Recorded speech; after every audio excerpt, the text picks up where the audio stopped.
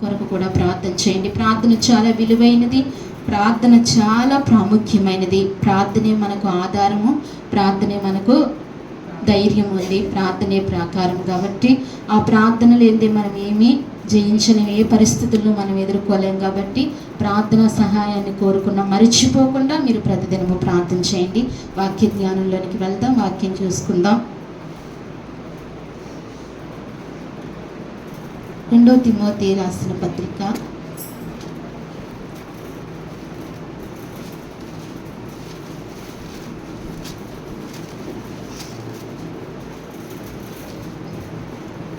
3వ అధ్యాయము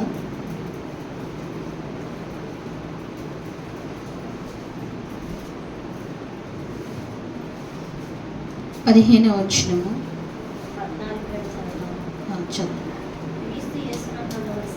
క్రీస్తు యేసునందు ఉండవలసిన విశ్వాసము ద్వారా రక్షణార్థమైన జ్ఞానము నీకు కలిగించుటకు శక్తిగల పరిశుద్ధ లేఖనమును బాల్యము నుండి నువ్వు వెరుగుదువు గనుక నీవు నేర్చుకుని రూఢి అని తెలుసుకుని ఎవరి వలన నేర్చుకుంటావో ఆ సంగతులు తెలుసుకుని వాటి యందు నిలకడగా ఉండము. చాలండి, చిన్న ప్రార్థన చేసుకుందాం.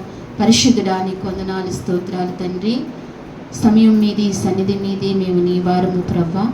చదవబడిన ఈ లేఖన భాగాన్ని విరిచి మాకు వడ్డించండి ప్రవ్వా. ఈ ఆదివారము నైనా నిన్ను ఆరాధించి కృప మాకు ఇచ్చినందుకు నీకు స్తోత్రాలు అయ్యా. వినగలిగిన మనస్సును, గ్రహింపగలిగిన హృదయం మాకు దయచేయండి.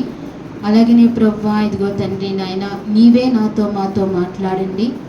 మానవ స్వరాన్ని మరుగు చేయండి, మానవ జ్ఞానాన్ని మరుగు చేయండి. నీ జ్ఞానముతో మీరు నింపండి, నీ స్వరాన్ని వినింపచేయండి. నాతో మాతో మీరు మాట్లాడండి స్వామి. నేను అయోగ్యరాల్ని, నన్ను సంపూర్ణముగా అయా నీ సిలువ చోట మరుగుపరుచుకోండి ప్రభా. ఏమీ తెలియని దాన్ని ప్రభా నీ జ్ఞానము మాకు బయలుపరచమని, నీవే మాట్లాడమని, నీ కృప మాకు దయచేయమని అయా, కావలసిన ఆత్మను మీరు నన్ను నింపి నడిపించమని స్తుతించి ప్రార్థించి మా రక్షకుడైన యేసుక్రీస్తు నామములో అడిగి వేడుకుంటున్నాను తండ్రి. వాక్యము ఏమి చేయను. అంశం ఏంటండి? వాక్యము ఏమి చేయను. రాసుకోవాలి అనుకుంటే రాసుకోండి.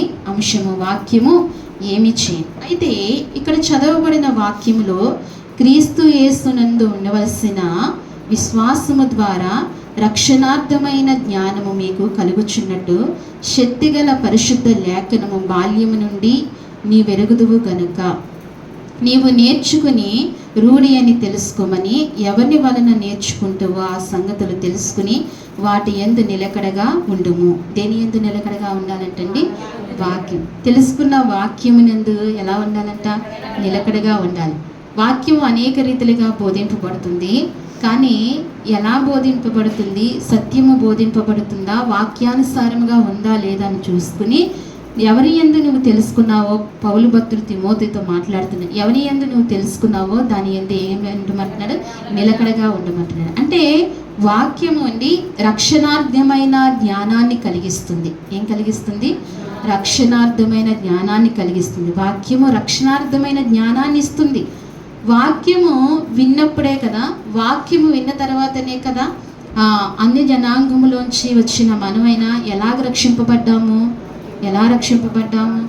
ఎవరో ఒక మాట చెప్పారా? యేసుక్రీస్తు ప్రభువుని నమ్ముకోండి అన్న ఒక్క మాట చెప్పబట్టి మీరు రక్షణ తీసుకున్నారా? ఎలా రక్షింపబడ్డాము? మనం వాక్యముని విని కొన్ని సంవత్సరాలు లేదా కొన్ని దినాలు వాక్యము వినగా వినగా మనలో ఆ రక్షణార్థమైన జ్ఞానము కలిగిన తర్వాత మనం ఏం తీసుకున్నామండి?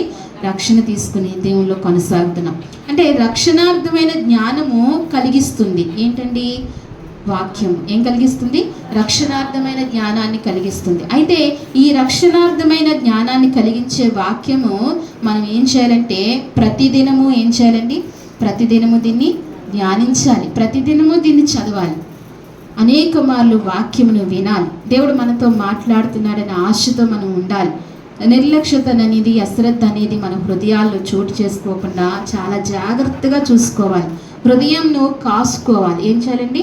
హృదయమును కాసుకోవాలి. ఎందుకంటే రక్షణార్థమైన జ్ఞానాన్ని కలిగిస్తుంది ఏంటండి ఈ వాక్యము. చాలామంది చూడండి, దేవుడు అంటే తెలుసు, దేవుని మహిమ తెలుసు, దేవుడి శక్తి తెలుసు, అయినప్పటికీ ఏం చేయరు, రక్షణ పొందరు. ఏం పొందరండి? రక్షణ పొందరు. రక్షణను ఏం చేస్తూ ఉంటారు? వాయిదా వేస్తూ ఉంటారు, నిర్లక్ష్యపరుస్తారు, వాయిదా వేస్తారు, రక్షణ వాయిదా వేస్తారు. మరో సంవత్సరం తీసుకుంటాం, ఈ సంవత్సరం అంతా ఏం చేసుకుంటామండి? సరి చేసుకుని మరో సంవత్సరం తీసుకుంటాం, లేకపోతే ఈ సంవత్సరం పరీక్షించుకుని మరో సంవత్సరం. రక్షణ తీసుకుంటే అలా నడవకూడదు కదా, రక్షణ తీసుకుంటే ఇలా ఉండకూడదు కదా అని రక్షణ తీసుకోకముందు జాగ్రత్త పడుతూ చాలా భయంతో ఉంటారు. రక్షణ తీసుకున్న తర్వాత ఏమైపోతుంది? రక్షణ అలవాటు అయిపోయి ఏమైపోతుంది? తప్పిపోతుంటారు. ఆ తీర్మానము, దేవునితో చేసుకున్న ఆ నిబంధన జ్ఞాపకం రాదు. కానీ రక్షణ తీసుకోకముందు చాలా భయంతో, రక్షణ తీసుకున్న తర్వాత ఇలా ఉండకూడదు కదా, ఇవన్నీ మానేసుకుని నేను రక్షణ పొందుతానమ్మా అని యవన బిడ్డలు చాలామంది చెప్పరా? ప్రతి ఇంటిలో యవన బిడ్డలు ఇదే మాట చెప్తూ ఉంటారు. దైవజనుడు జోషయ్య గారు ఒక మాట చెప్తూ ఉండేవారు. ఆయన రేడియో ప్రసంగికులు ఈ మాట తరచుగా చెప్తూ ఉండేవారు రక్షణ గురించి వచ్చేటప్పుడు. అయితే ఒక యవన బిడ్డ ఉందండి, తల్లిదండ్రులు అయితే చాలా విశ్వాసంతో కొనసాగుతున్నారు, దేవుని మందిరానికి వెళ్తున్నారు. అయితే యవన బిడ్డకు చెప్తున్నారు, తగిన కాలంలో చెప్తున్నారు, అమ్మా నువ్వు రక్షణ పొందాలి, తల్లిదండ్రులుగా మేము రక్షణ పొందాము, కుటుంబం అంతా రక్షణ పొందాలి, ఒకవేళ మనం అందరం చనిపోతే దేవుని రాజ్యంలో ఉండాలి కదా, నువ్వు రక్షణ పొందాలమ్మా అని తల్లిదండ్రులు బోధిస్తూ ఉండేవారు. అలాగే సంఘములో కూడా దైవజనులు చెప్తూ ఉండేవారు. ఆమె ఏం చేసిందంటే, నేను ఇప్పుడిప్పుడే కదా ఎదుగుతూ వచ్చాను, కాలేజీకి వెళ్తున్నాను, నా ఫ్రెండ్స్తో కలిసి నేను సరదాగా ఉండాలి, ఎంజాయ్ చేయాలి కదా అని చెప్పి తల్లిదండ్రులు ఎప్పుడు చెప్పినా ఏం చేస్తూ వచ్చేదండి?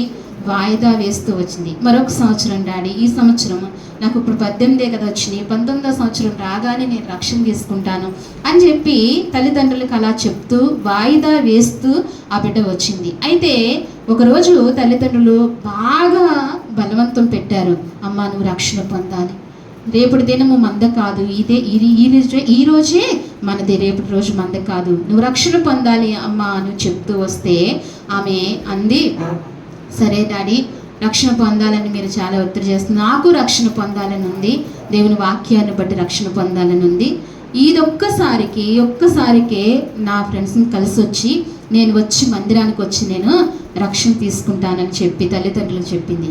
సరే అని చెప్పి వాళ్ళు సమ్మతించి పంపించారు. ఆ అమ్మాయి వెళుతుండగా మధ్యలో యాక్సిడెంట్ అయ్యి ఏమైపోయిందండి? చనిపోయింది. అప్పుడు చనిపోయింది అని తెలియగానే తల్లిదండ్రులు చనిపోయినందుకు బాధపడలేదండి, చనిపోయినందుకు తల్లిదండ్రులు ఏడవలేదు. ఎలా ఏడ్చారంటే, అయ్యో అమ్మ రక్షణ పొందమంటే నువ్వు రక్షణ పొందలేదు, రక్షణ వాయిదా వేస్తూ వచ్చావు, ఇప్పటి వరకు నువ్వు రక్షణ పొందలేదు, ఆ మనసు నువ్వు ఇవ్వలేదు, నీ హృదయం తెరవబడలేదు, ఇదిగో చనిపోయావు, నువ్వైతే నరకంలోనికి వెళ్ళిపోతాం, మేమైతే పరలోకి వెళ్తాం, నీ ఎడబాటు మా ఎడబాటు మేము సహించుకోలేకపోతున్నాం. ప్రస్తుతము చనిపోయిందని వారికి బాధ లేదు, కానీ నిత్యత్వంలో తన బిడ్డ ఉండదని ఎంత రోధించారో, ఎంత బాధపడ్డారు. అంటే రక్షణను తెలిసిన తర్వాత వాయిదా అనేది వేయకూడదు. దయించి మన కుటుంబంలో ఎవరైనా రక్షణ పొందకపోతే వారిని ఏం చేయాలి? మనం చెప్పి రక్షణ తీసుకునేటట్టుగా చేయాలి. అయితే వాక్యము ఏం కలుగజేస్తుందంటే రక్షణార్థమైన జ్ఞానాన్ని ఇస్తుంది. వాక్యం ఏమిస్తుందంటే అండి, రక్షణార్థమైన జ్ఞానాన్ని ఇస్తుంది. వాక్యము ఎవరు ఎంత చెప్పినా మార్పు కలగదు, కానీ ఎవరు ఎంత చెప్పినా హృదయము మారదు. కానీ హృదయాన్ని మార్చేది, మనస్సును మార్చేది ఏంటండి? వాక్యమే హృదయాన్ని మారుస్తుంది, మనసును మారుస్తుంది. వాక్యము ఏదైనా చేయగలుగుతుందండి. దేవునికి మహిమ కలుగును గాక. ఈరోజు మనం ఇలా ఉన్నామంటే కేవలము దేవుని నోట నుండి వచ్చిన మాట వల్లే.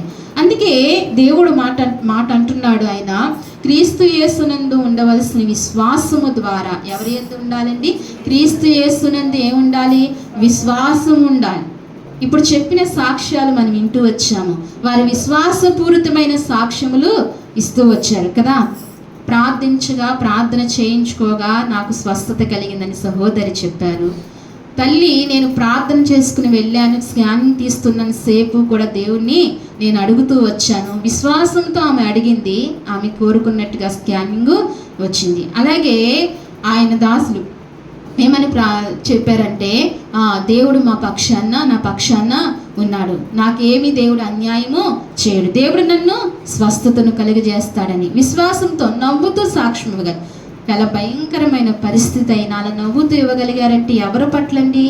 దేవుని పట్ల విశ్వాసము, దేవుని పట్ల నమ్మకము ప్రతి హృదయంలో ఇది ఆయే సమయంలో బయటపడుతూ ఉంటుంది. దేవుడి మీద ఉన్న విశ్వాసము, దేవుడి మీద ఉన్న నమ్మకము. అంటే అందుకే ఎలా ఉండాలంటే యేసుక్రీస్తు పట్ల ఏముండాలంటండి? విశ్వాసం ఉంచాలి. యేసుక్రీస్తు పట్ల విశ్వాసం ఉంచాలి, ఖచ్చితంగా ఉంచాలి. ఎందుకంటే ఆయనే మనకు ఆధారము, ఆయనే మనకు ఆశ్రయ దుర్గము. ఆయన పట్ల విశ్వాసం ఉంచాలి. ఆయన పట్ల ఎప్పుడైతే విశ్వాసం ఉంచుతామో, ఆయన వాక్యము ఎప్పుడైతే మనం వింటామో, అప్పుడే మనకు రక్షణార్థమైన జ్ఞానాన్ని దేవుడు ఏం చేస్తాడంటండి? కలిగిస్తూ అంటాడంట. వాక్యం ఏం చేస్తుంది మనల్ని? వాక్యం ఏం చేస్తుంది?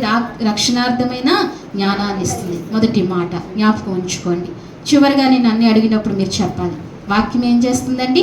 రక్షణార్థమైన జ్ఞానాన్ని కలిగిస్తుంది. అలాగే రెండవ మాటగా ఇర్మియా గ్రంథంలో ఒక మాట ఉంటుంది, చూడండి. ఇర్మియా గ్రంథము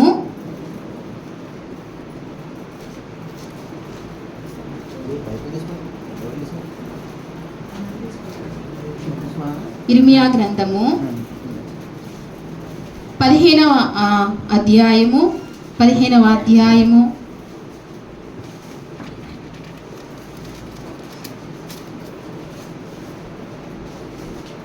16వ వచనం చూడండి.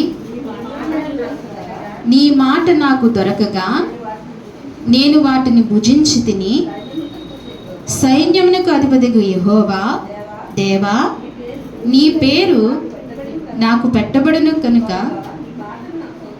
నీ మాటలు నాకు సంతోషమును, నా హృదయమునకు ఆనందమును కలుగు చేయుచున్నవి.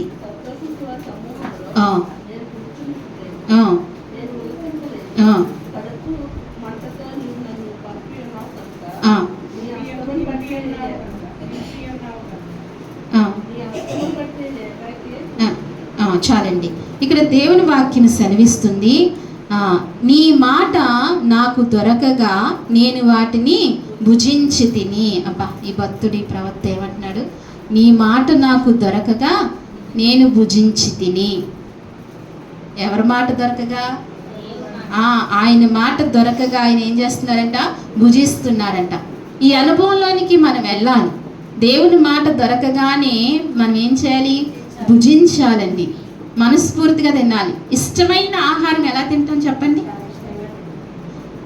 సీజన్ పళ్ళు జ్ఞాపకం చేసుకుందాం. మామిడికాయ దొరుకుతుంది, మామిడికాయ ఉంటుంది, ఎంత ఎలా తింటాము? చాలా ఆస్వాదిస్తూ తింటాం కదా. అది సీజన్ వచ్చిన తర్వాత కొన్ని రోజులు తెచ్చుకుంటే జ్ఞాపకం, ఇదే ఫస్ట్ మా ఇంట్లోకి మామిడి పండు వచ్చిందని జ్ఞాపకం చేసుకుంటామా లేదా? ఇదే ఫస్ట్. అయితే ఎవరైనా ఇస్తే ఇదే ఫస్ట్ అని జ్ఞాపకం చేసుకుంటాం. అంటే దాన్ని ఎలా తింటాము? ఆస్వాదిస్తూ తింటాం. అలాగే ఈ ప్రవక్త, ఈ భక్తుడు ఏం చేస్తున్నాడండి? వాక్యము వినగానే ఏం చేస్తున్నాడంట?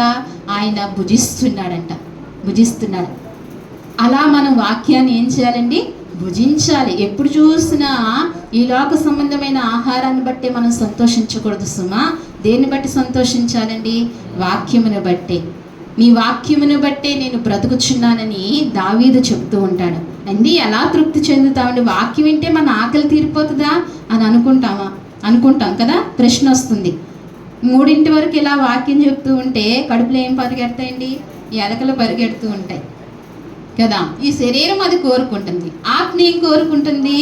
వాక్యం కోరుకుంటుంది. అందుకే భక్తుడు అంటున్నాడు, నీ మాట నాకు దొరకగా నేను ఏం చేస్తున్నానంటే ఆయన భుజిస్తున్నాడంట. ఆయన మాట దొరకగా ఆయన భుజిస్తున్నాడని చెప్తూ వాటిని భుజిస్తుంది తిని, సైన్యమునకు అధిపతిగా యెహోవా దేవా, నీ పేరు నాకు పెట్టబడును గనుక నీ మాట నాకు సంతోషమును, నా హృదయమునకు ఆనందము కలుగజేయుచున్నది. దేవునికి మహిమ కలుగును గాక. ఆయన మాట ఏం కలుగజేస్తుందంటండి? సంతోషమును, హృదయమునకు ఆనందము కలుగజేస్తుందంట. అబ్బా, ఇది ఎక్కడా దొరకని దేవుని అమూల్యమైన విలువైన కానుక ఇక్కడ దొరుకుతుంది. సంతోషం ఎక్కడికి వెళ్తే దొరుకుతుందండి? ఎక్కడైనా దొరుకుతుందా? ఎందుకు దొరకదండి? లోకంలో ఎంతో సంతోషం ఉంది, ఇక్కడే ఉంది సంతోషం. ఇక్కడ ముసుగులు వేసుకుని కూర్చుని ప్రార్థించడం తప్ప ఇక్కడే ఉందని మనం అనుకుంటాం కదా. లోకంలో ఎంత సంతోషం ఉందో మీకేం తెలుసు అంటే, లోకంలో ఎంత సంతోషం ఉందని జ్ఞాపకం చేసుకుంటే కనుక, ఒకవేళ లోకస్తులతో కలిసి మనం సంతోషిస్తే అవి ఎన్ని గంటలు ఉంటాయి? సినిమా ఆలోచిద్దాం. సినిమా ఎన్ని గంటలు ఉంటుందండి? 3 గంటలు. తర్వాత బయటకు రాగానే మన బాధలు మన హృదయంలోనికి వచ్చేస్తాయి. ఆ 3 గంటలు మనం ఆనందిస్తామేమో అట్లతో కలిసి. అయితే ఏ ఫంక్షన్కి వెళ్తే ఆ గంట సేపు మనం ఆనందంగా ఉండగలుగుతాము బంధువులతో కలిసి. తర్వాత మన బాధ మన వేదన మనకు ఉంటుంది. కానీ దేవుడిచ్చే సంతోషం ఏమవుతుందంటండి? పరిపూర్ణమవుతుంది. దేవుడిచ్చే సంతోషం ఏమవుతుంది? పరిపూర్ణమవుతుంది. దేవుడిచ్చే సంతోషము శాశ్వత కాలం ఉంటుంది. అందుకే దేవుడే ఆ సంతోషాన్ని ఇవ్వాలి. ఈ భక్తుడు అందుకే ఈ మాట అనగలుగుతున్నాడు, నీ మాట నాకు సంతోషమును. దేవుని మాట ఏంటండి? సంతోషము కలుగజేస్తుంది. వాక్యం ఏం కలుగజేస్తుంది? రెండో మాటగా మనం జ్ఞాపకం ఉంచుకోవాలి. ఏం కలుగజేస్తుందండి వాక్యము? హృదయంలో సంతోషమును కలుగజేస్తుంది, ఆనందాన్ని కలుగజేస్తుంది. నీ హృదయం ఆనందంతో ఉండాలి, నీ హృదయం సంతోషంతో ఉండాలంటే నీ హృదయంలో ఏ ఉండాలండి? దేవుని మాట ఉండాలి, దేవుని వాక్యము ఉండాలి. చూడండి, దేవుని వాక్యం హృదయంలో ఉన్నవారు హృదయం ఎంత సంతోషంగా ఉంటుందో తెలుసా? ఎన్ని బాధలు వారికి వచ్చినా, ఎన్ని కష్టాలు గుండా వారికి వెళ్ళినా, ఎన్ని అవమానాలు వారు ఎదుర్కొన్నా వారికి ఒక సంతోషము, వారికి ఒక నిరీక్షణ ఉంటుంది. ఎందుకని? వారి హృదయంలో ఏముందండి? దేవుని వాక్యం ఉంది. వారి హృదయంలో ఏముంది? దేవుని వాక్యం ఉంది. అందుకే ఈ భక్తుడు అంటున్నాడు, నా హృదయమునకు ఏం కలిగించింది? సంతోషమును కలిగించింది, ఆనందాన్ని కూడా అనుగ్రహించాడు. ఆనందాన్ని కూడా ఏం చేస్తున్నాడు? అనుగ్రహించాడు. దేవుని మాట, దేవుని వాక్యము హృదయానికి ఏం కలిగజేస్తుందంటండి? సంతోషాన్ని ఇస్తుంది. దేవుని మాట రక్షణార్థమైన జ్ఞానాన్ని కలిగించింది. దేవుని మాట హృదయానికి ఏం కలిగిస్తుంది? నువ్వెంత విచారముగా ఉన్నా, ఎంత దిగులుతో ఉన్నా ఆ క్షణము దేవుని వాక్యము తీసుకుని చదువు, లేకపోతే దేవుని మాట విను. అప్పుడు నీకు ఏం కలిగిస్తుందండి? ఆదరణ కలిగిస్తుంది, సంతోషం కలిగిస్తుంది. ఇది ఎక్కడికి తిరిగినా మనకి ఆదరణ, ఈ సంతోషం రాదు. ఎవరి దగ్గర కూడా ఈ సంతోషాన్ని మనం పొందుకోలేము. ఎవరైనా స్నేహితులు ఉంటే ఎన్ని దినాలకు వారు మనతో ఉంటే గనక కొంతకాలమే ఆ సంతోషాన్ని మనం పొందుకోగలుగుతాం. శాశ్వతమైన సంతోషాన్ని వారు మనకి ఇవ్వలేరు, మనం వారికి ఇవ్వలేము. ఎవరు ఇవ్వగలుగుతారండి? నిజమైన స్నేహితుడు, పరిపూర్ణమైన స్నేహితుడు, గొప్ప దేవుడు, మన దేవుడే మనకు ఆనందాన్ని, సంతోషాన్ని. అందుకే ఆయన పాదాలను విడవకుండా, ఆయన పాదాలు విడిచిపెట్టకుండా పట్టుకోవాలని దేవుని వాక్యం సెలవిస్తుంది. హృదయంలో ఏం కలిగిస్తుందంటండి? సంతోషాన్ని, ఆనందాన్ని కలిగిస్తుంది దేవుని వాక్యం. అలాగే కీర్తన గ్రంథంలో ఒక మాట ఉంటుంది చూడండి. కీర్తన గ్రంథము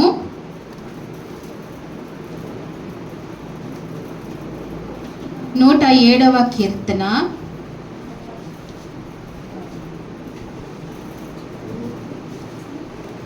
20వ వచనం చూడండి.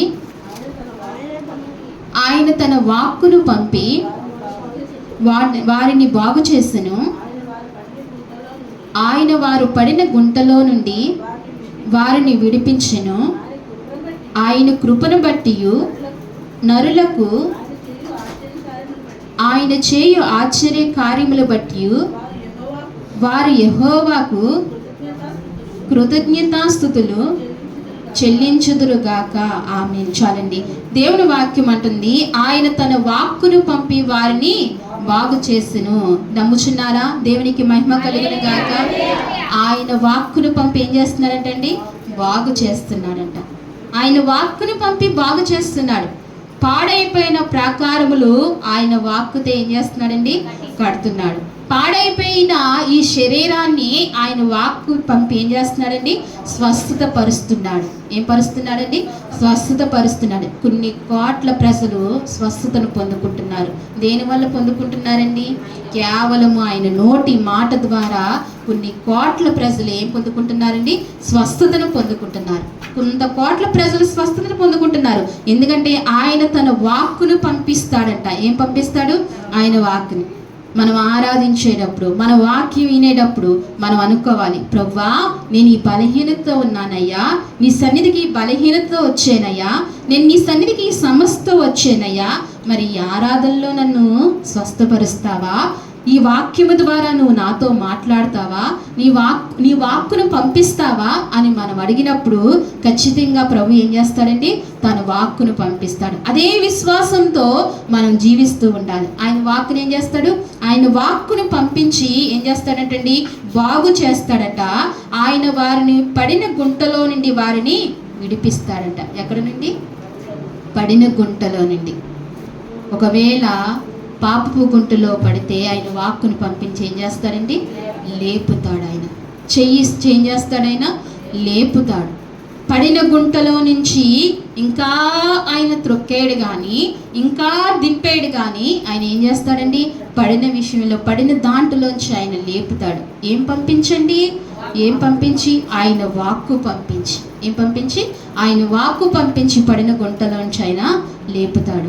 ఆయన వాక్కు పంపించి మనల్ని ఏం చేస్తాడంట, బాగు చేస్తాడంట. ఏం చేస్తాడండి, బాగు చేస్తాడు. ఆయన వాక్కులో ఎంత శక్తి ఉంది, ఎన్ని కార్యాలు జరుగుతున్నాయి, ఆయన వాక్కులో ఎన్ని కార్యాలు జరుగుతున్నాయి, ఆశ్చర్య కార్యాలు జరుగుతున్నాయి, మహోన్నతమైన కార్యాలు జరుగుతున్నాయి. ఏం కేవలము ఆయన వాక్కును బట్టే. అందుకే ఆయన ఏం చేస్తాడంటే స్వస్థపరుస్తాడు. ఏం చేస్తాడండి, నమ్మిన వారు దేవునికి మనస్ఫూర్తిగా ఆయన ఏం చేస్తాడంట, స్వస్థపరుస్తాడంట, బాగు చేస్తాడంట.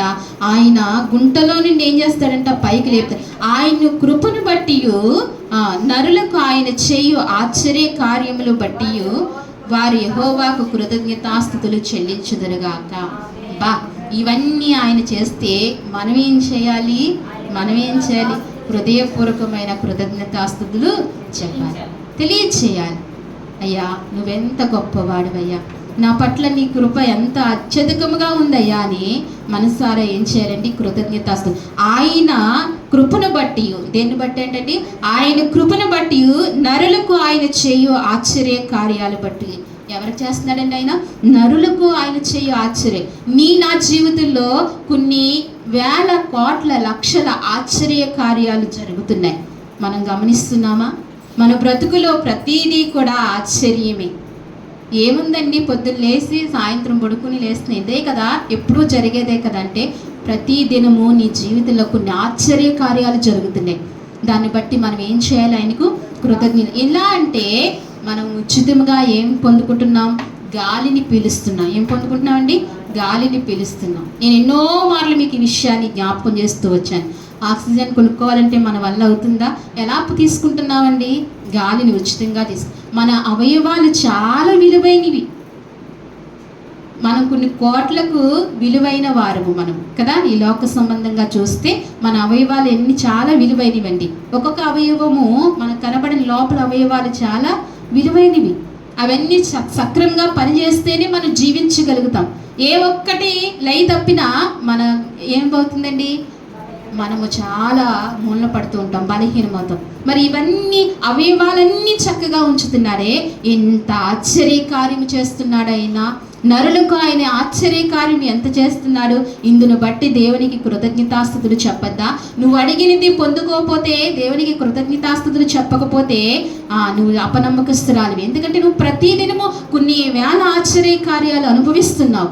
ఏం చేస్తున్నామండి, మనం ప్రభువు నుంచి కొన్ని వేల ఆశ్చర్య కార్యాలు అనుభవిస్తున్నాం. నరులకు చేయి ఆయన ఆశ్చర్య కార్యములు, ఆయన కార్యములు బట్టి వారి యెహోవాకు కృతజ్ఞతాస్తుతులు చెల్లించెదరు కాక. ఇశ్రాయేలు అయితే చెల్లించలేకపోయారు. ఇశ్రాయేలు కనులారా చూశారు కదండి.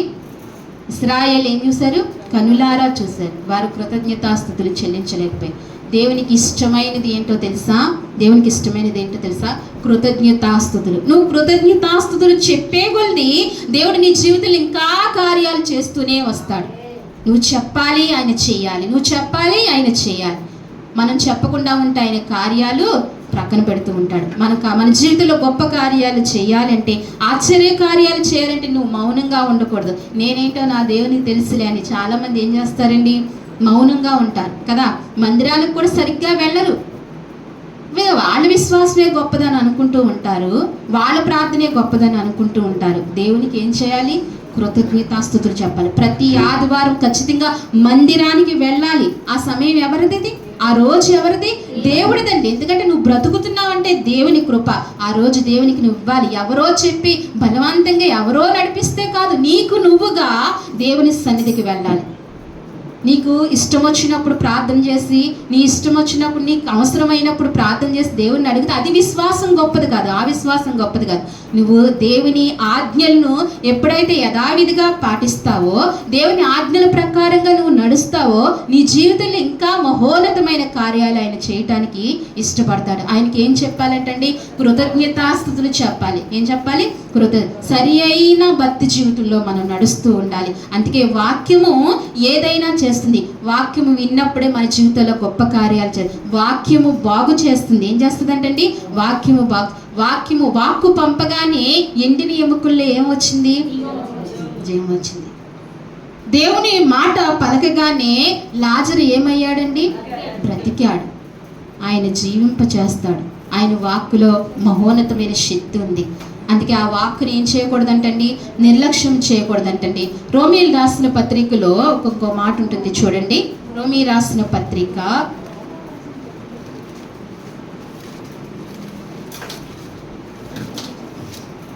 10వ అధ్యాయము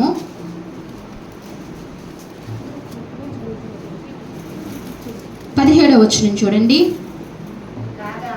కాగా వినుట వలన విశ్వాసము కలుగును, వినుట క్రీస్తును గూర్చిన మాట వలన కలుగును.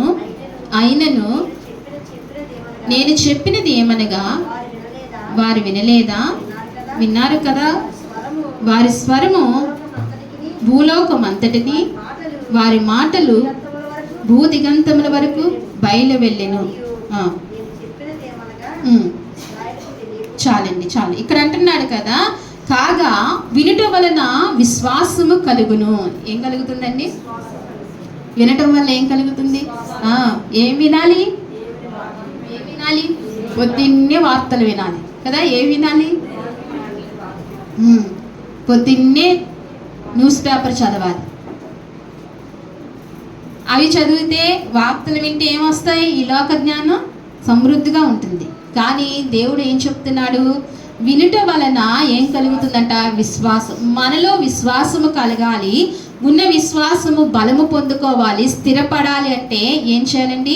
దేవుని మాటని వినాలి. దేవుని వాక్యాన్ని మనం వినాలి. దేవుడే చెప్తున్నాడు, మనుషులు కాదు. ఏం చెప్తున్నాడు? వినుట వల్ల ఏం కలుగుతుందంట? విశ్వాసము కలుగుతుందంట. నువ్వు దేవుని సన్నిధికి వెళ్లకుండా, దేవుడి మాటలు వినకుండా నీ విశ్వాసాన్ని నువ్వు ఎంతవరకు బలపరచుకోగలదువు? నీ విశ్వాసం నువ్వు ఎంతవరకు స్థిరపరచుకోగలదువు? నీ విశ్వాసము నీకు సమస్య వచ్చినప్పుడు ఎంతవరకు నిలబడగలదు? నీ విశ్వాస పరిణామం పెరగదు. ఏం వినాలండి? దేవుని మాట వినాలి, దేవుని వాక్యం వినాలి. అప్పుడే నీ విశ్వాస స్థాయి పెరుగుతుంది. నీ విశ్వాసము పెంచుకోగలుగుతావు. అప్పుడు నువ్వు గాలి వచ్చినా, వరద వచ్చినా, ఏమొచ్చినా నీ విశ్వాసం ఏమవుదండి? పడిపోకుండా నిలబడగలుగుతావు. అందుకే దేవుని వాక్యం అంటుంది, కాగా వినుట వలన విశ్వాసము కలుగును, వినుట క్రీస్తును గూర్చిన మాట వలనే కలుగును. క్రీస్తును గూర్చిన మాట వలనే. ఎవరు ఏమి విషయాలు వినాలండి? అనేక మాటలు ఉంటాయి. అవి కాదు, మనం దేవుని వాక్యం వినడానికి అంత ఆసక్తి చూపించాం. కానీ భూ సంబంధమైన విషయాలు ఇద్దరు ముగ్గురు కూర్చున్నప్పుడు వినటానికి ఎంత మక్కువ చూపిస్తామండి, ఎంత ఆసక్తి చూపిస్తాము. మాటలు వినడానికి అక్కడ సిద్ధపడుతూ ఉంటాం. దేవుని వాక్యం వినడానికి అస్సలు ఇష్టం. ఎందుకంటే విననివ్వడు. ఎవరండి? విననివ్వడు. మనసు ఈయనివ్వడు. వింటే ఏమవుతాము? బాగుపడిపోతాం. వింటే దేవునికి దగ్గర అవుతాం. వింటే విశ్వాసం బలపడుతుంది. ఆడేసే బాణాలకు మనం ఏమవ్వము? పడిపోము, చెదిరిపోము, లోబడము. అందుకే ఏం చేయడాడు? విననివ్వడు. కానీ ఆయన జయించి మనం ఏం చేయాలంటండి? వినాలంట. ఎప్పుడైతే వింటామో అప్పుడు ఏం కలుగుతుందంటండి? విశ్వాసము. వాక్యము ఏమి చేస్తుందంటే విశ్వాసాన్ని కలుగజేస్తుంది. ఎన్నో మాటగా అండి ఇది?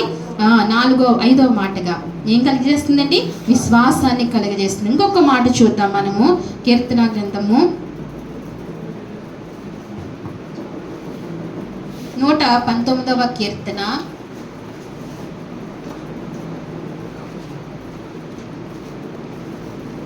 50వ వచనం చూడండి.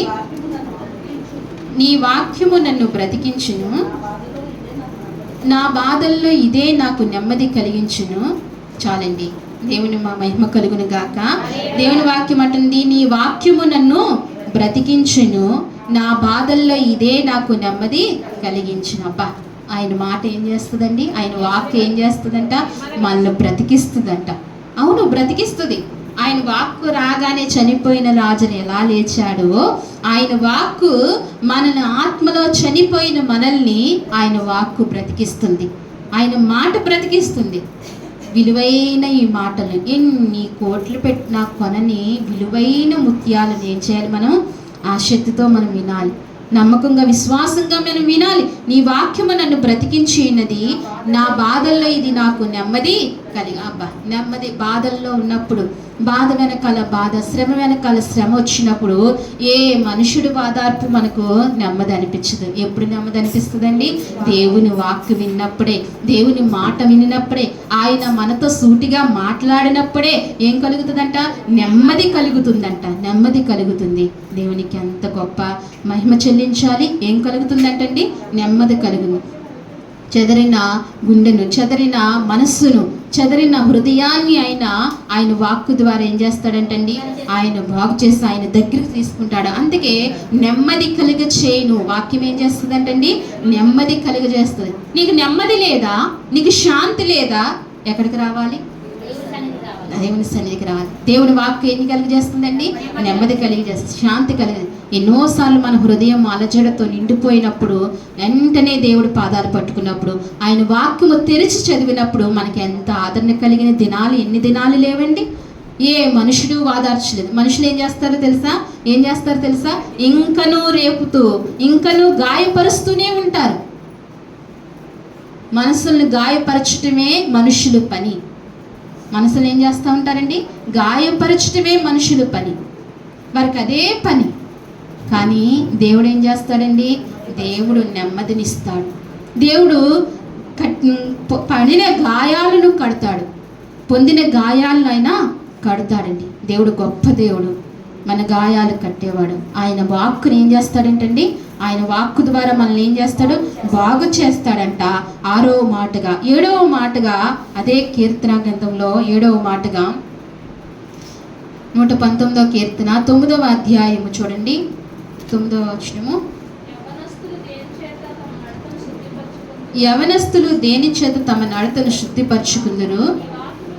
నీ వాక్యమును బట్టి దాన్ని జాగ్రత్తగా చూచుకున్నట్టు చేతనే కదా. నా పూర్ణ హృదయముతో నిన్ను వెతికి ఉన్నాను, నన్ను నీ ఆజ్ఞలను విడిచి తిరగనీయకుము. నీ ఎదుట నేను పాపము చేయకుండానట్లు నా హృదయములో నీ వాక్యమును ఉంచుకునుము. చాలండి. మన హృదయంలో ఏం ఉంచుకోవాలంటండి? వాక్యమును ఉంచుకోవాలి. మన హృదయాల్లో ఏం ఉంచుకున్నాము? వాక్యం ఉంచుకున్నామా? వాక్యం ఉంచుకున్నామా అండి? హృదయంలో ఏం ఉంచుకోవాలంట? వాక్యమును ఉంచుకోవాలంట. హృదయంలో వాక్యం ఉంటే గనక మనకు నెమ్మది ఉంటుంది. మన త్రోవలు త్రప్పుపోకుండా వాక్య ప్రకారంగా మనల్ని వాక్యమే నడిపిస్తుంది. ఒక పాట కూడా ఉంటుంది కదా, నా బాధల్లో నాకు నెమ్మదిసింది, నా త్రోవలకు అది ఏమైంది? వెలుగై ఉన్నది. మన త్రోవలకు ఏమైనదంటండి? వెలుగై ఉన్నది వాక్యము. అందుకే ఈ యవనస్తుడు అంటున్నాడు, యవనస్తులు దేని చేత నడతను శుద్ధిపరచుకుందరు? దేని చేత వారు శుద్ధిపరచుకుంటారు? దేవుని వాక్యము చేతనే శుద్ధిపరచుకుంటారు. ఎంతోమంది యవన బిడ్డలు దేవుడు మాట విని దేవుడు వాక్యము వారి హృదయాన్ని బాగు చేసి దేవుడి సన్నిధిలో ఇప్పుడు ఎంతగానో నిలబడి దేవుడు పనిచేసిన యవనస్తులు అనేక మంది ఉన్నారు. వారు దేని చేత శుద్ధిపరచుకున్నారంటే దేవుని వాక్య చేత శుద్ధిపరచుకున్నారు. నీ వాక్యమును బట్టి వారిని జాగ్రత్తగా చూచుకున్నట్టు చేతనే కదా. దేన్ని బట్టి అంటండి? వాక్యమును బట్టి వారి జీవితం ఎలా చూసుకున్నారంట? జాగ్రత్తగా చూసుకున్నారు. వాక్యము లేకపోతే ఈ హృదయం ఏమవుతుందండి? చాలా త్రోవలు త్రొప్పుతూ ఉంటుంది యవనస్తులు. అందుకే నా పూర్ణ హృదయంతో నిన్ను వెతికి ఉన్నాను. ఎలా వెతకాలండి? పూర్ణ హృదయంతో వెతకాలి. ఇందాక మనం ఆరాధించాం కదా, పూర్ణ హృదయంతో ఆరాధించారా? ఆరాధించామని తలకాయలు బాగానే ఊపుతున్నారు. ఎలా ఆరాధించాము? ఏమీ పూర్ణ హృదయంతో ఆరాధించలేదు. పూర్ణ హృదయంతో ఆరాధించాలి. ఎలా ఆరాధించాలి? పూర్ణ హృదయంతో ఆరాధిస్తే కనుక దేవుడు ప్రసన్నత ఇంకా మనం చూడగలుగుతాం. దేవుడు ఆ స్పర్శ మనం గ్రహింపగలుగుతాము. ఎలా ఆరాధించాలండి? పూర్ణ హృదయంతో పూర్ణం, ఇంకా అసలు ఎక్కడా కూడా అసంతృప్తి లేకుండా పూర్ణంగా దేవుణ్ణి ఆరాధించాలి. సంపూర్ణంగా దేవుణ్ణి ఆరాధించాలి. ఆయన రైతుగా ఆరాధించాలి, సంతోషంతో ఆరాధించాలి. ఎందుకు ఆరాధించాలంటే ఈ వారం కూడా మమ్మల్ని బ్రతికినిచ్చినందుకు నీకు వందనాలయ్యా. మొదటిగా మనం ఎందుకు కృతజ్ఞతలు చెప్పాలంటే, నువ్వు నన్ను ప్రేమించి నీ రక్షణ బట్టి నీకు వందనాలయ్యా అని చెప్తే నీ హృదయం కరుగుతూ కరుగుతూ కరుగుతూ నీరై కన్నీటితో నువ్వు ఆయన పాదాలను తడుపుతూ ఆరాధిస్తావు. ఆ రీతిగా మనం ఏం చేయాలి? పూర్ణ హృదయంతో ఆయన ఏం చేయాలంటండి? ఆరాధించాలి.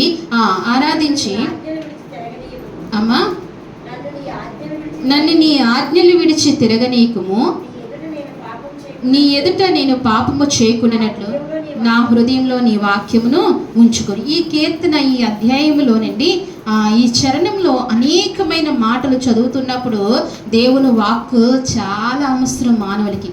ఈ 119వ అధ్యాయాన్ని ఈ చరణాన్ని మీరు చదవండి. ఇంటికి వెళ్ళినప్పుడు ఈ చరణమంతా మీరు చదవండి. దేవుడి వాక్యము మనల్ని ఎంతగానో ఆదరణ కలిగిస్తుంది.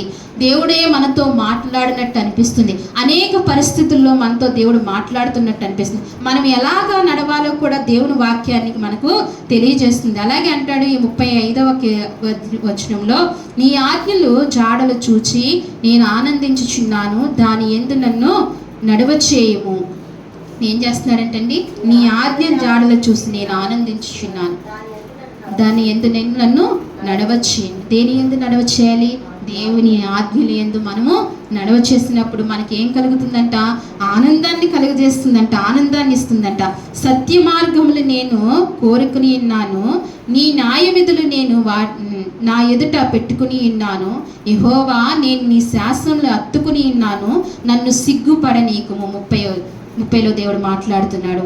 నన్ను సిగ్గుపడని. యెహోవా, నేను నీ శాసనములను హత్తుకుని ఉన్నాను. ఏం చేసి ఉన్నాడంటండి? హత్తుకుని ఉన్నాడంట. దేవుని శాసనాలు ఏం చేయాలి? హత్తుకోవాలంటండి. దేవుని శాసనాలు హత్తుకుని ఉండాలి. ఆ హత్తుకున్నప్పుడే మనం దేవుని మార్గంలో నిలబడగలుగుతామని దేవుని వాక్యం సెలవిస్తుంది. దేవుని వాక్యం ఎక్కడుండాలంటండి? దేవుని వాక్యం ఎక్కడుండాలంట? ఫస్ట్ ఎక్కడుండాలంట? మన యొద్ద ఉండాలంట. ఎక్కడుండాలండి? మన యొద్ద ఉండాలి. 2 మన నోట ఉండాలి. 3 మన హృదయంలో ఉండాలి. దేవుని వాక్యం ఎక్కడ ఉండాలి? మన యొద్ద ఉండాలి, మన నోట ఉండాలి, మన హృదయంలో ఉండాలి. దేవుని వాక్యము ఈ రీతిగా ఉన్నప్పుడు మనం ఇన్ని కార్యాలు చూడగలం. ఎందుకంటే దేవుడు మాటే కదా విశ్వమంతా కలగజేసింది. దేవుని మాటే కదా విశ్వమంతా కలగజేయబడింది. అందుకే దేవుని మాటలో ఏముందండి? దేవుని మాటలో శక్తి ఉంది, దేవుని మాటలో ప్రభావం ఉంది. దేవుని మాట అంటే ఏంటండి? దేవుని వాక్యమే. దేవుని మాట అంటే ఏంటి? దేవుని వాక్యమే. ఆయన వాక్యాధారుడై ఉన్నాడు కాబట్టి క్రీస్తు ప్రభువు ఆయన మాట ఉండాలి. అందుకే వాక్యము ఏమి చేస్తుంది? మొదటిగా మనం ఏం చెప్పుకున్నాం? వాక్యం ఏం చేస్తుందండి? అమ్మా, రక్షణార్థమైన జ్ఞానాన్ని కలుగజేస్తుంది. వాక్యం మొదటిగా ఏం చేస్తుంది? రక్షణార్థమైనది. రెండవది దేవుని వాక్యం ఏం చేస్తుంది? అందుకే రాసుకోమన్నాను. హృదయంలో ఏం చేస్తుందండి? సంతోషమును ఆనందాన్ని కలుగజేస్తుంది దేవుని వాక్యము. అలాగే వాక్యం ఏం చేస్తుంది? బాగు చేసి స్వస్థపరుస్తుంది. మూడవదిగా ఏం చేస్తుందండి? బాగు చేసి స్వస్థం. ఈ మాట మనం జ్ఞాపకం పెట్టుకోవాలి. ప్రతిసారి మనకు బలహీనత వచ్చినప్పుడు మనకున్న ఆర్ఎంపీల దగ్గర పరిగెట్టడం కాదండి. ఏం చేయాలి? దేవుని పాదాలు పట్టుకుని, నీ వాక్యము నన్ను బాగు చేస్తుంది కదా. మందుల మీద మనసు ఉంచకూడదు. ఎవరి మీద దేట్ల మీద మనసు ఉంచకూడదు. ఒకరికి మందులంటే ఎంత ప్రీతో, మందులంటే ఎంత ఇష్టమో ఒక్కొక్కరు కదండి. మందులు ఏం చేస్తాయి? మందులు వేసుకున్నంతసేపు బాగానే ఉంటుంది. తర్వాత అది ఆ మందులు ఒకదాన్ని కొడితే ఇంకోటి పాడవుతూ ఉంటాయి. ఆ మందుల్లో ఏమీ లేదు. దేవుని వాక్కులోనే శక్తి ఉంది. ఇది మనం జ్ఞాపకం చేసుకోవాలి. దేవుడు వాక్కు మనకు కావాలి. మన అనారోగ్య పరిస్థితుల్లో, మన కష్ట పరిస్థితుల్లో దేవుని మాట కావాలి. స్వస్థపరుస్తుంది. ఏం చేస్తుందండి? స్వస్థపరుస్తుంది. 4వదిగా దేవుని వాక్యం ఏం చేస్తుంది? వెలుగును తెలివిని ఏం చేస్తుంది? కలిగిస్తూ ఉంటుంది. 5వదిగా ఏంటండి? దేవుని వాక్యం ఏం చేస్తుంది? విశ్వాసమును కలిగిస్తుంది. ఏం చేస్తుందండి? విశ్వాసము. వినుట వలనే విశ్వాసం కలుగుతుంది. దేవుని వాక్యము వినాలి. వినండరా అని చెప్పడం కాదు, ప్రార్థించబడ్డం. మనమే ఏం చేయాలి? దేవుని వాక్యం వినాలి. అప్పుడే విశ్వాసం పెరుగుతుంది. 6వదిగా దేవుని వాక్యం ఏం చేస్తుందండి? నెమ్మది కలిగిస్తుంది. దేవుని వాక్యం ఏం కలిగిస్తుందండి? నెమ్మది కలిగిస్తుంది. దేవుని వాక్యం నెమ్మది కలిగిస్తుంది. నీ జీవితంలో నెమ్మది లేని పరిస్థితిలో నువ్వు ఎక్కడికి రావాలి? దేవుని పాదాలు పట్టుకోవాలి, దేవుని గ్రంథాన్ని తెరవాలి, దేవుని వాక్కుని వినాలి. అప్పుడు నీ జీవితంలో ఏం కలిగిస్తుందంటండి? నెమ్మది కలిగిస్తుంది. 7వదిగా పాపము చేయకుండా ఆపుతుంది. ఏం చేస్తుందండి? యవనస్తుడు దేని ద్వారా తమ నడతలు శుద్ధిపరచుకుంటున్నారు? దేని ద్వారా అండి? వాక్యము ద్వారా. అందుకే పాపంలోనికి వెళ్ళకుండా, అవిధేయతలోనికి వెళ్ళకుండా వాక్యం ఏం చేస్తుందంటండి? మనల్ని సరిచేయాలి. అందుకే వాక్యం ఏమి చేస్తుంది? ఇంకా ఎన్నో గొప్ప కార్యాలు చేస్తుంది. ఇంకా మహోన్నతమైన కార్యాలు దేవుని వాక్యము చేస్తుంది. ఈ కార్యాలన్నీ మనం జ్ఞాపకం పెట్టుకుని దేవుని వాక్యం ఏమి చేస్తుందంటే ఇలా చేస్తుందని ఖచ్చితంగా మన హృదయంలో ఏమి ఉంచుకోవాలండి? దేవుని వాక్యం ఉంచుకోవాలి. దేవుని వాక్యం ఎక్కడెక్కడ ఉంచుకోవాలి? మన యొద్ద ఉంచుకోవాలి. తర్వాత ఎక్కడ ఉంచుకోవాలి? మన నోట ఉంచుకోవాలి. తర్వాత ఎక్కడ ఉంచుకోవాలి? మన హృదయంలో ఉంచుకోవాలి. మన హృదయంలో దేవుని వాక్యం విన్నప్పుడు ఇన్ని కార్యాలు మనం చూడగలుగుతాం. ఇన్ని మహోన్నతమైన కృప మనం చూడగలుగుతాం. అందుకే దేవుని వాక్యం ఎక్కడ ఉండాలని? హృదయంలో ఉండాలంటే ఏం చేయాలి? వినాలి, చదవాలి. దేవుని వాక్యం తరచుగా చదవాలి. బైబిల్ చదివే అందరికీ బైబిల్ చదివే కృప ఉంది కాబట్టి దేవుని వాక్యాన్ని ఏం చేయాలి? ప్రతి దినము చదవాలి. ఈ వారము 119వ కీర్తన చదవండి. ఒక్కసారైనా చదవండి, మర్చిపోకుండా. ఒకరోజైనా చదవండి. దేవుడి వాక్యం ఇంకా మీతో మాట్లాడి మిమ్మల్ని బలపరుస్తుంది. ఈ మాటలు మన హృదయాల్లో దేవుడు దీవించి ఆశీర్వదించునుగాక. ఆమేన్. మోకరించండి, చిన్న ప్రార్థన చేసుకుందాం. ప్రభువా, ఇంతవరకు మీరు నాతో మాట్లాడుతూ వచ్చారయ్యా. మనసుతో, ఆత్మతో, సత్యంతో. ఒక మనిషి మాటగా తీసుకోవద్దు సుమి, దేవుని మాటగా తీసుకోండి. మనిషి మాటగా తీసుకుంటే మనం అంత ఇష్టపడలేము, అంగీకరించలేము. దేవుని మాటగానే తీసుకుందాం, మోకరిద్దాం.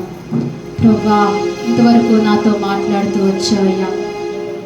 అయ్యా, వాక్యము ఏమి చేయనని చదివిస్తూ వచ్చావు తండ్రి నాయన. అవును ప్రభువా, నీ వాక్యము రక్షణార్థమైన జ్ఞానాన్ని కలిగిస్తుందయ్యా ప్రభువా. అందును బట్టి నీకు స్తోత్రాలు. నాకు నీ రక్షణార్థమైన జ్ఞానాన్ని ఇవి ప్రభువా అని అడుగుదామా?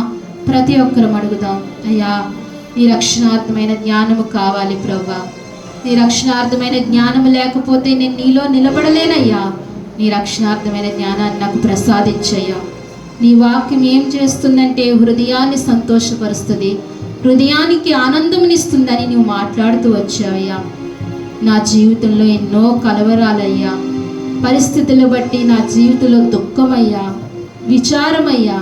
నా హృదయంలో ఆనందాన్ని, సంతోషాన్ని కలిగించయ్యా. నా పరిస్థితులు మార్చండి స్వామి. నీ వాక్కు ద్వారా నా పరిస్థితి మార్చు ప్రభువా అని అడుగుదామా? అయ్యా, ఇదిగో నీ వాక్కు నన్ను స్వస్థపరుస్తుందని సెలవిచ్చావు ప్రభా. నేను ఈ బలహీనతతో నీ సన్నిధికి వచ్చాను. ఈ మధ్యాహ్న కాల సమయంలో ఒక మానవులు మాట్లాడలేదు కానీ దైవాత్మ మాట్లాడుతూ వచ్చింది ప్రభా. నీ మాటగా నేను తీసుకుంటున్నానయ్యా, నీ మాటగా నేను స్వీకరిస్తున్నానయ్యా. నన్ను స్వస్థపరచయ్యా. అయ్యా, నీ వాక్కు స్వస్థపరుస్తుందని సెలవిచ్చావయ్యా. నన్ను స్వస్థపరచు ప్రభా. బలహీనులైన వారు అడుగుదామా? నీ బలహీనత దగ్గర నీ కుడి చేయి పెట్టుకుని అడగండి దయించి విశ్వాసంతో. నీకే బలహీనత ఉన్నా నీ కుడి చేయి పెట్టుకుని ప్రభువుని అడగండి. నీ విశ్వాసమే నిన్ను స్వస్థపరచునని ఆనాడు ఆ స్త్రీతో ప్రభువు చెప్పాడు. ఈరోజు ప్రభువు మాట్లాడుతున్నాడు. నీ విశ్వాసమే నిన్ను స్వస్థపరుస్తుంది. ఒక మానవ మాటగా తీసుకోకుండా దైవ మాటగా దీన్ని అంగీకరించి నీ బలహీనత దగ్గర చేయి పెట్టి అయ్యా, నన్ను స్వస్థపరిచయ్యా, నన్ను స్వస్థపరిచయ్యా. నీ మాట నన్ను బాగు చేస్తుంది, నన్ను స్వస్థపరుస్తుందయ్యా. నన్ను స్వస్థపరచు ప్రభా. అయ్యా, నీ వాక్కు విశ్వాసమును కలిగిస్తుందయ్యా. అయ్యా, నాలో విశ్వాసమును కలిగించండి అయ్యా. మీ కుడి చేయి మీ హృదయం మీద పెట్టండి. మీ విశ్వాసాన్ని కలిగిస్తుంది. మీ వాక్యము మీ హృదయంలో పెట్టండి, హృదయంలో ఉంచుకోవాలి. విశ్వాసము పెంచుకోండి. దేవుని వాక్యాన్ని, విశ్వాసాన్ని కలిగిస్తుంది. ఆయన వాక్కు నెమ్మదిస్తుంది. మీ పరిస్థితుల గుండా, మీ జీవితంలో, మీ కుటుంబంలో, మీ వ్యక్తిగత పరిస్థితుల్లో నెమ్మది కలిగిస్తుంది. ఆయన వాక్కుని నెమ్మది కలిగిస్తుంది. నమ్మాలి. ఆయన వాక్కుంటే పాపము చేయకుండా ఆపుతుంది. ఆయన వాక్కును ఆయా నువ్వు నాతో మాట్లాడినందుకు నీకు వందనాలయ్యా. ఒక్కసారి కృతజ్ఞతాస్తుతులు ప్రభుకు చెప్దామా? ఆయన ఈ వాక్కునిచ్చి మనల్ని పోషించినందుకు, మనల్ని నడిపించినందుకు, మనతో మాట్లాడినందుకు ఆయనకు కృతజ్ఞతాస్తుతులు చెప్దాం. చిన్న ప్రార్థన చేసుకుందాం. మన మధ్యన మీలో ప్రేరేపించిన వారు చిన్న ప్రార్థన వాక్యాన్ని బట్టి చేయండి. అందరం కూర్చున్నామండి. వారం ప్రకటనలో శుక్రవారం ఉపవాస కూడిక 12 గంటలకు అందరూ రావాలి. శుక్రవారం ఉపవాస కూడికలో పాలు పొందాలి. దేవుణ్ణి ప్రార్థించాలని మనం చేస్తున్నాం. తిరిగి ఆదివారం ఆరాధన 11 గంటలకి యథావిధిగాని రాని బిడ్డలతో మీరు మాట్లాడి నడిపించండి. ప్రతి ఒక్కరిని నడిపించండి, తీసుకురండి. సంఘం కొరకు బలంగా ప్రార్థన చేయండి. సంఘంలో నూతన ఆత్మలు చేర్చబడినట్లుగా, మానేసిన బిడ్డలు వచ్చినట్లుగా మీ అనుదిన ప్రార్థనలు జ్ఞాపకం చేసుకోండి. బలహీనల కొరకు ప్రత్యేకంగా ప్రార్థనలు జ్ఞాపకం చేసుకోండి. దేవుని దాసుల కొరకు కూడా మీ అనుదిన ప్రార్థనలు జ్ఞాపకం చేసుకోవాల్సిందిగా మనం చేస్తున్నాం. చివరి ప్రార్థన చేసుకుందాం. అందరం మోకరించినట్లయితే చివరి ప్రార్థన చేసుకుని ఈ స్థలాన్ని విడిచిపెడదాం. మహాపరిశుద్ధమైన ప్రేమగల తండ్రి, మహాగణుడ, మహోన్నతుడా, మీకు వందనములు, స్తోత్రములు. కృపగలిగిన వాడా, జీవము కలిగిన వాడా, నీకు స్తోత్రాలు అయా. గతించిన నా ప్రభు పరిశుద్ధ దినము నుంచి ఈ నా ప్రభు పరిశుద్ధ దినం వరకు కూడా మీ సజీవమైన రెక్కల చాటున, బలిష్టమైన రెక్కల చాటున మమ్మల్ని బలపరిచినందుకే మీకు వందనాలు, స్తోత్రాలు. అంతేకాదు ప్రభువా, ఆరాధించడానికి కృపనిచ్చావు తండ్రి. ఈ ఆరాధనలో ఈ ఆదివారం ఉండటానికి సహాయం చేసినందుకు నీకు వందనాలు ప్రభువా. మొదటి ప్రార్థన నుంచి చివరి ప్రార్థన వరకు నీ ఆత్మ సహాయంతో మీరు నడిపించినందుకు నీకు స్తోత్రాలు ప్రభువా. ఇంతవరకు మా అందరినీ మీరు జ్ఞాపకం చేసుకుని మా అందరినీ ప్రేమించి మాతో మాట్లాడినందుకు కూడా నీకు స్తోత్రాలు ప్రభువా. వాక్యము ఏమి చేయనని నువ్వు సెలవిస్తూ వచ్చావు నాయనా. వాక్యం ఏమి చేస్తుందో అని కొన్ని విషయాలు మాకు తెలియజేస్తూ వచ్చావు ప్రభువా. నీ వాక్యము నాయనా మా యొద్ద ఉన్నప్పుడు, నీ వాక్యము మా నోట ఉన్నప్పుడు, నీ వాక్యము మా హృదయంలో ఉన్నప్పుడు ప్రభువా ఇన్ని కార్యాలు చేయగలుగుతావని సెలవిస్తూ వచ్చావు తండ్రి. నీ వాక్యము మా హృదయంలో ఉండటానికి సహాయము చేయండి. నీ వాక్యమును ప్రేమించే మనస్సు మాకు ఇవ్వండి ప్రభువా. నీ వాక్యానుసారమైన జీవితాలు కూడా మాకు అనుగ్రహించండి స్వామి.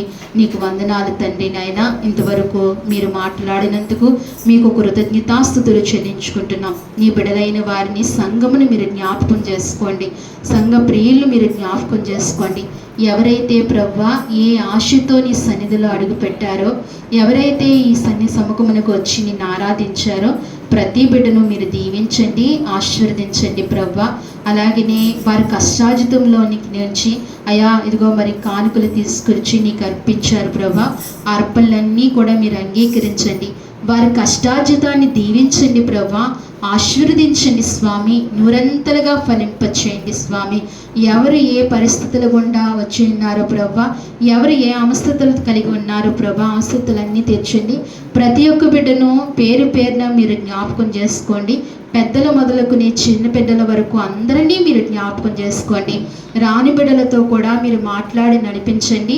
వారిని కూడా మీరు జ్ఞాపకం చేసుకోండి. క్షేమం మీరు అనుగ్రహించండి. బిడ్డలందరికీ నీ కృపాక్షేమములు ఇచ్చి పంపించండి ప్రభువా. బిడ్డల కుటుంబాలను దీవించి ఆశీర్వదించవలసిందిగా ప్రార్థిస్తున్నాం తండ్రి. సహాయం చేయండి. బలహీనలు బలపరచండి. మంచి ఆరోగ్యాలతో మీరు నింపండి. ఇచ్చిన సాక్ష్యాన్ని బట్టి నీకు స్తోత్రాలు. వారు ఇచ్చిన సాక్ష్యాన్ని బట్టి నీ నామం మహిమ పొందుకున్నందుకే నీకు వందనాలు ప్రభా. అయ్యాదిగో మరి పాతమాకును స్వస్థపరిచినందుకు నీ స్తోత్రాలు. జయలక్ష్మి గారికి గొప్ప కురిపించినందుకు నీ స్తోత్రాలు ప్రభా. అలాగే మీ దాసుని జ్ఞాపకం చేసుకోండి ప్రభా. మీ దాసుని ప్రత్యేకంగా నీ సన్నిధిలో ఎత్తి పట్టుకోండి ప్రభా. అయ్యా మీరు జ్ఞాపకం చేసుకుని మంచి ఆరోగ్యమును నీ దాసునికి దయచేయండి ప్రభా. అయా శిరస్సు నుంచి పాదం వరకు మీరు ముట్టుకుని స్వస్థపరచండి. సంపూర్ణమైన ఆరోగ్యము మీ కుమారుడికి మీరు అనుగ్రహించండి స్వామి. ఏ బలహీనత చోటు చేసుకోకుండా సహాయం చేయండి. ప్రతి బలహీనతల నుంచి నజరేయుడైన యేసు నామములో మీరు తొలగించండి. నీ దాసుడు వాక్కు శక్తితో మీరు నింపండి, మీరు అభిషేకించుకోండి, మీరు వాడుకోండి స్వామి. బలమైన పాత్రగా మీరు వాడుకోండి ప్రభా. ఆనాడు చేపలు పడుతున్న పేతుర్ని పిలిచి మీరు వాడుకున్నారు. గొప్ప ప్రసంగికుడిగా మీరు చేశాడు. వేల కొలది రక్షింపబడే కృపను పేతురికి ఇచ్చారు స్వామి. అవును ప్రభా, అట్టి కృప నీ దాసునికి, అట్టి అభిషేకము మీ దాసునికి ఇమ్మని ప్రార్థిస్తున్నాం ప్రభా. ఇచ్చిన బిడ్డల్ని, కుటుంబానంతటినీ కూడా జ్ఞాపకం చేసుకోండి ప్రభా. అత్తయ్యని కూడా జ్ఞాపకం చేసుకోండి. మంచి ఆరోగ్య బలమును, శక్తిని మీరు దయచేయండి. అలాగే తాడేపల్లిగూడి నుంచి వచ్చిన అన్నయ్యని, వదిని మీరు జ్ఞాపకం చేసుకోండి. బిడ్డలు మాతో కలిసి నిన్ను ఆరాధించే కృపను బిడ్డలకు ఇచ్చినందుకు నీ స్తోత్రాలు. వారి కుటుంబాలను కూడా ఆశీర్వదించమని ప్రార్థిస్తున్నాం. మా సంఘ ప్రియులు బిడ్డలందరి కుటుంబాలు దీవించి ఆశీర్వదించవలసిందిగా ప్రార్థిస్తూ, అలాగే సార్వత్రిక సంఘంలో జరుగుతున్న పరిచర్య అంతటిలో కూడా నీ తోడైంది. సేవకులందరినీ జ్ఞాపకం చేసుకోండి అయ్యా. ఇదిగో సంఘ కాపర్లని, సువార్థికులను ప్రభానైనా, అలాగే బోధకులందరినీ కూడా జ్ఞాపకం చేసుకోమని అయ్యా ప్రభా. సార్వత్రిక సంఘాన్ని దీవించి నూతన ఆత్మలతో అభిషేకించమని, గొప్ప కృపమని, సార్వత్రిక సంఘం అంతటినితో పాటు మా సంఘమును కూడా మీరు ప్రత్యేకంగా మీరు జ్ఞాపకం చేసుకుని గొప్ప కృపలో మీరు నింపి నడిపించమని, ఈ చిన్న ప్రార్థన, స్తుతి, ఆరాధనని సముఖము చేర్చుకోమని స్తుతించి ప్రార్థించి మా ప్రియ రక్షకుడైన యేసుక్రీస్తు నామములో అడిగి వేడుకుంటున్నాము తండ్రి. మన తండ్రి అయిన దేవుని ప్రేమయు, కుమారుడైన యేసుక్రీస్తు కృపయు, పరిశుద్ధాత్మ అన్యోన్య సహవాసము మనకు, మన కుటుంబాలకు, సార్వత్రిక సంఘమునకును, మన సంఘముకు ఇప్పుడును ఎల్లప్పుడూ సదాకాలము దేవుడు తోడయండి నడిపించును గాక. ఆమేన్. యేసు రక్తమే శిలువ, యేసు రక్తమే జయం, ప్రవేశ రక్తము సంపూర్ణమైన విజయము కలుగును గాక. ఆమేన్, ఆమేన్, ఆమేన్.